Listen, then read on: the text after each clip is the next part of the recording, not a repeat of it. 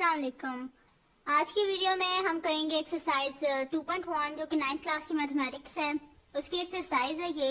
और इससे जो पिछली एक्सरसाइजेज हैं वो मैं अपनी पिछली वीडियोस में सॉल्व कर चुकी हूँ। 1.1 से लेके 1.6 तक वो मैं सारी सॉल्व कर चुकी हूँ। तो जी अगर आपको वो सब पसंद आई हो तो मेरा चैनल सब्सक्राइब कर दीजिए और बेल आइकन को जरूर प्रेस कीजिएगा ताकि आपको न्यू आने वाली वीडियोस के बारे में पता चल सके। तो जी स्टार्ट करते हैं एक्सरसाइज। तो एक्सरसाइज 2.1 का जो फर्स्ट क्वेश्चन है वो हमारे पास है कि identify which of the following are rational and irrational number. हमें बताना है कि इसमें से कौन से रैशनल और कौन से इरैशनल नंबर हैं। तो उनको फाइंड करने से पहले सबसे पहले तो हमें पता होना चाहिए कि रैशनल नंबर कौन से होते हैं और इरैशनल नंबर कौन से होते हैं। तो जी रैशनल नंबर की डेफिनेशन है हमारे पास कि all numbers of the form p by q where p q are integers and q is not equal to 0 are called rational number. यानी कि जो रैशनल नंबर होते हैं ना हमारे पास, ये क्या होते हैं, हमारे पास फ्रैक्शन की फॉर्म में होते हैं, यानी कि p बाय q की फॉर्म में होते हैं। और इसका जो डिनोमिनेटर है यानी कि q जो है वो हमारे पास नॉट इक्वल टू 0 आना चाहिए। वो इस वजह से क्योंकि जब भी डिनोमिनेटर में 0 आ जाता है तो वो क्या बन जाता है, हमारे पास अनडिफाइंड हो जाता है। ठीक है, तो जो रैशनल नंबर होते हैं बेसिकली क्या होते हैं, p बाय q के फॉर्म में, और q जो होता है वो नॉट इक्वल टू 0 होना चाहिए। नेक्स्ट है जी हमारे पास इरैशनल नंबर। अब इरैशनल नंबर क्या होते हैं, the numbers which can not be expressed as quotient of integers are called irrational number. यानी कि वो नंबर जिनको हम p बाय q की फॉर्म में नहीं लिख सकते, यानी कि क्वोशिएंट फॉर्म में हम उन नंबर्स को नहीं लिख सकते। यानी कि देख लें जैसे कि यहाँ पे हमने इसे p बाय q फॉर्म में लिखा है, जो इरैशनल होते हैं इसे हम p बाय q की फॉर्म में नहीं लिख सकते, तो उनको हम बोलते हैं इरैशनल नंबर। अब जब हम क्वेश्चन करेंगे तो वहां से आपको सही पता चल जाएगा कि रैशनल कौन से होते हैं नंबर और इरैशनल कौन से होते हैं। तो जी क्वेश्चन अब हमारे पास वही है कि identify rational and irrational number. तो मैंने इसके बीच में से कुछ पार्ट्स ले लिए हैं, इन्हीं से आपको पता चल जाएगा कि रैशनल कौन से होते हैं और इरैशनल नंबर कौन से होते हैं। तो जी सबसे फर्स्ट क्वेश्चन है हमारे पास √3।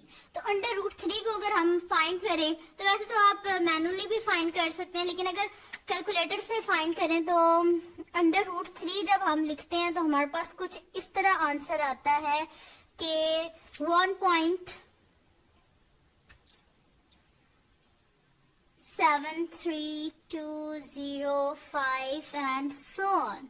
यानी कि ये आगे जाता जा रहा है। ठीक है, यानी कि खत्म नहीं हो रहा। अब जब ये नंबर खत्म नहीं हो रहा यानी कि फाइनाइट नहीं है, हम इसे जब ये फाइनाइट है ही नहीं और हम फिर इसे किस तरह लिख सकते हैं फ्रैक्शन की फॉर्म में, वो ऐसे होते हैं कुछ नंबर।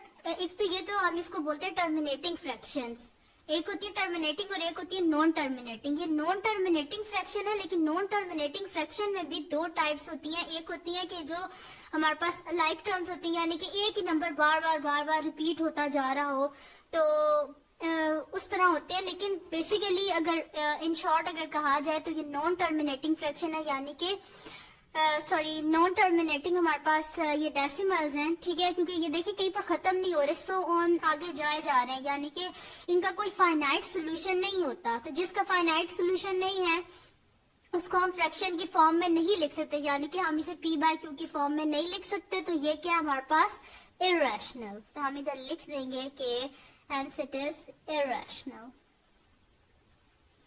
ठीक है जी, फर्स्ट हो गया जी हमारे पास इरैशनल। अब हम लोग करते हैं नेक्स्ट क्वेश्चन। नेक्स्ट क्वेश्चन जी हमारे पास है 1/6। तो हमने क्या लिखा था कि जो हमारे पास रैशनल नंबर जो थे उनकी जो डेफिनेशन थी हमारे पास, उसमें क्या था कि जो नंबर हमारे पास p बाय q की फॉर्म में हो, ये देखें ना, p बाय q की फॉर्म में हो और q नॉट इक्वल टू 0 होना चाहिए। तो देखें, और p और q दोनों इंटीजर्स होने चाहिए। तो अगर इसको आप देखें तो p यानी कि जो 1 है ये भी हमारे पास एक इंटीजर है, पॉजिटिव इंटीजर, और 6 है ये भी हमारे पास पॉजिटिव इंटीजर, और डिनोमिनेटर में हमारे पास 0 नहीं है, हमारे पास 6 है, एक इंटीजर है, यानी कि ये हमारे पास क्या है, रैशनल नंबर।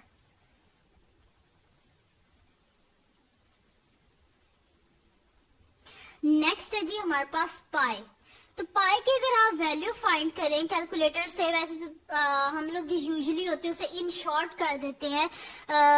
हमारे पास हम उसे लिख देते हैं कि वो हमारे पास 3.14 है, जबकि असल में पाई की वैल्यू 3.14 नहीं है। पाई की वैल्यू अभी तक अनडिफाइंड है, यानी कि पूरी हमें कंप्लीटली तौर पे नहीं पता कि पाई की वैल्यू क्या है। तो पाई की वैल्यू अगर लिखा जाए तो ये होती है हमारे पास 3.141592 एंड सो ऑन। ठीक है, यानी कि ये हमारे पास फाइनाइट नहीं है, ये सो ऑन है, कंटिन्यूस है, यानी कि ये हमारे पास क्या नॉन टर्मिनेटिंग फ्रैक्शन है। और नॉन टर्मिनेटिंग फ्रैक्शन है, और इसको हम लोग क्या कर सकते हैं, फ्रैक्शन नॉन टर्मिनेटिंग हमारे पास डेसिमल्स है। ठीक है, तो हम लोग क्या कर सकते हैं, इसको फ्रैक्शन की फॉर्म में नहीं लिख सकते। अगर आप देखें तो 141592 एंड सो ऑन, आगे काफी सारे डिजिट्स आते जाएंगे कंटिन्यूसली, यानी कि स्टॉप नहीं होंगे। तो ये हमारे पास क्या हो जाएगा फिर, इरैशनल।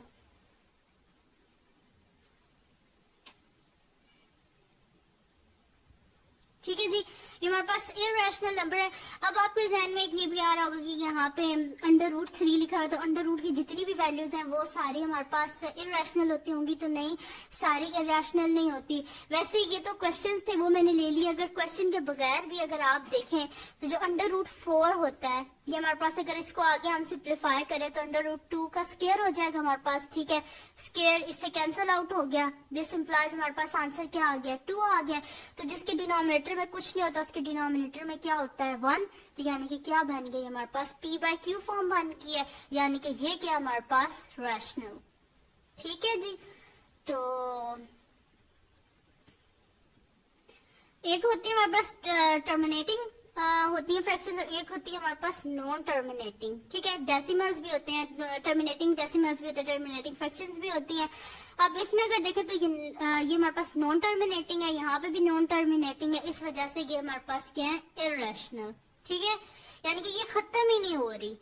लेकिन ऐसे नहीं है, देखिए एक होती है हमारे पास रीअकरिंग होती है नॉन टर्मिनेटिंग, यानी कि उसमें क्या होता है कि हमारे पास एक ही डिजिट बार बार रिपीट हो रहा है, तो उसको हम रैशनल में कर सकते हैं, फ्रैक्शन फॉर्म में कर सकते हैं। लेकिन ये क्या है, ये हमारे पास क्या है, रिपीट हो रही है लेकिन डिफरेंट नंबर है हमारे पास, इनको हम फ्रैक्शन फॉर्म में नहीं लिख सकते।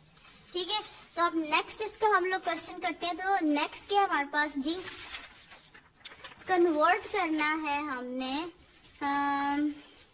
नेक्स्ट क्वेश्चन नंबर 2 है हमारे पास, convert the following fractions into decimal fraction, यानी कि हमने क्या करना है, इसको डेसिमल फॉर्म में लिखना है। ठीक है, अभी तो हमारे पास ये इस तरह है ना फ्रैक्शन की फॉर्म में, हमने इसे क्या करना है, डेसिमल फॉर्म में लिखना है। तो डेसिमल फॉर्म में हम इसे किस तरह लिखेंगे कि हम लोग इसको डिवाइड कर लेते हैं, ऐसे कैलकुलेटर से कर ले, लेकिन चलें कोई बात नहीं, यहाँ पे हम लोग क्या कर लेते हैं, इसको डिवाइड कर लेते हैं। तो अंदर न्यूमरेटर अंदर आ जाएगा, डिनोमिनेटर बाहर आ जाएगा। तो सिंपल है वैसे कि 8 7 हमारे पास क्या होते हैं, 56। यहाँ से 1 सब्ट्रैक्ट हुआ और यहाँ से 1 आ गया हमारे पास, तो 1 तो 8 के टेबल में जाता नहीं है, जैसे पॉइंट लगाएंगे यहाँ पे 0 आ गया। 8 2 हमारे पास हो गए, सॉरी 8 1 यहाँ पे हमारे पास हो जाएंगे 8, यहाँ से 2 हमारे पास जब सब्ट्रैक्ट किया तो हमारे पास 2 आ गया, फिर पॉइंट था तो यहाँ पे 0 आ गया, तो फिर क्या हो जाएगा, 8 2 हमारे पास 16 हो गया। तो यहाँ से जब हम इसे सब्ट्रैक्ट करेंगे हमारे पास क्या आएगा, 4 ऊपर पॉइंट है तो यहाँ पे 0 40 हो गया। तो 8 5 सा क्या होता है हमारे पास 40। सही है जी, ये हो गया। यानी कि हम लोग लिख सकते हैं कि 57/8 को अगर हम डेसिमल फॉर्म में लिखें तो हमारे पास आ जाएगा 7.125। ये हमारे पास इसका क्या आ जाएगा, सोल्यूशन आ गया हमारे पास। ठीक है जी, तो ये सारे इसके अगले जितने भी पार्ट्स थे सारे इसी तरह के थे, तो आप इनको सॉल्व कर लीजिएगा। बस सिंपल आपने डिवाइड करना है, डेसिमल फॉर्म में लिखना है आपने। ठीक है जी, नेक्स्ट है जी हमारे पास question, which of the following statement are true and false, यानी कि हमने बताना है कि कौन सी ऐसी हमारे पास स्टेटमेंट है जो कि हमारे पास क्या है, ट्रू है, और कौन सी हमारे पास फॉल्स है। ठीक है, तो अब अगर देखें तो 2/3 इज एन इरैशनल नंबर, यानी कि 2/3 जो है वो हमारे पास क्या है, इरैशनल नंबर है, यानी कि इसका कोई डेफिनेट आंसर नहीं है। तो आप डिवाइड कर लेते हैं हम लोग जल्दी से इसको, तो 2 डिवाइडेड बाय 3, तो जी ये इसका आंसर हमारे पास आता है 0.66666। जो पहले मैंने आपको बात बताई थी ना, कि इसका आंसर क्या आ रहा है हमारे पास 0.66666। अब ये क्या है हमारे पास, ये क्या हो रही है हमारे पास नॉन टर्मिनेटिंग है लेकिन रीअकरिंग है, यानी कि बार बार एक ही नंबर रिपीट हो रहा है। ठीक है, जब बार बार एक ही नंबर रिपीट हो रहा है ना तो वो उसको हम रैशनल बना सकते हैं, उसको इस यानी कि हम इसको फ्रैक्शन की फॉर्म में लिख सकते हैं। कुछ अगले क्वेश्चंस होंगे जिसमें हमारे पास ऐसे रीअकरिंग जो डेसिमल्स आएंगे और उसको हम क्या करेंगे, फ्रैक्शन फॉर्म में लिखेंगे। तो हेंस ये हमारे पास क्या है, ये फिर हमारे पास जो है फॉल्स है, क्योंकि ये हमारे पास रैशनल नंबर है। इसको हम रैशनल बना सकते हैं, तो हम इधर लिख सकते हैं कि ये स्टेटमेंट के हमारे पास फॉल्स है। नेक्स्ट है जी हमारे पास pi is an irrational number. ये तो मैं पहले भी आपको बता चुकी हूँ कि ये हमारे पास जो है नॉन टर्मिनेटिंग है। नॉन टर्मिनेटिंग तो ये भी है, लेकिन ये क्या हमारे पास दोबारा वही नंबर आ रहा है, एक ही नंबर बार बार रिपीट हो रहा है, इसे हम रैशनल बना सकते हैं। लेकिन ये जो है ये हमारे पास जो होता है रिपीटिंग होता है, लेकिन सॉरी ये रिपीटिंग होता है, ये नॉन रिपीटिंग हमारे पास टर्मिनेटिंग फ्रैक्शन होता है, यानी कि रिपीट नहीं होता नंबर, डिफरेंट नंबर आए जा रहे होते हैं। ठीक है, तो हम इसको लिख देंगे, ये हमारे पास स्टेटमेंट क्या है, ट्रू। नेक्स्ट है जी हमारे पास के 1/9 इज अ टर्मिनेटिंग फ्रैक्शन, यानी कि 1/9 जो है वो हमारे पास टर्मिनेटिंग फ्रैक्शन है।